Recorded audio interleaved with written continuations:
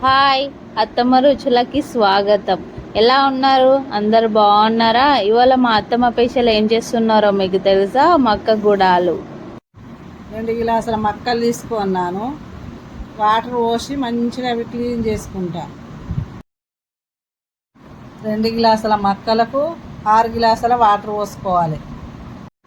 కుక్కర్ను stove మీద పెట్టుకొని ఒక 20 నిమిషాలు ఉడికించుకోవాలి. గ్లాసుడు చిక్కులు తీసుకొని వాటర్ పోసుకొని సపరేట్గా ఉడకబెట్టుకోవాలి. 20 నిమిషాలు అయింది. కుక్కర్ను ఆఫ్ చేసుకోవాలి.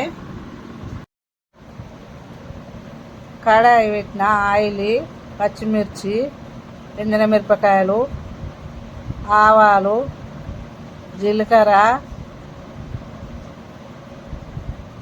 ఉల్లిపాయ మంచిగా గోలాలి. అది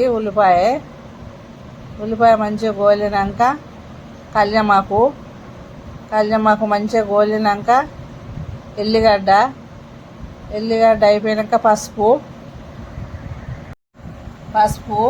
మంచిగా పసుపు వేసి మంచిగా కలుపుకోవాలి. మంచిగా గోలినాక కారము, ఉప్పు మంచిగా కలుపుకోవాలి. వాటర్ వేసి మంచిగా కలుపుకోవాలి. కొంచెం మంచిగా కలుపుకున్నాక ఒక 5 నిమిషాలు మంచిగా ఉడికించుకున్నాక కొంచెం మిరం తీసి పక్కకు పెట్టుకోవాలి. మక్కలు చిక్కుళ్ళు అందులో వేసుకొని మంచిగా కలుపుకోవాలి. మంచిగా కొద్దిగా ఫ్రై అయినాక వేడి మక్క గుడాలు రెడీ.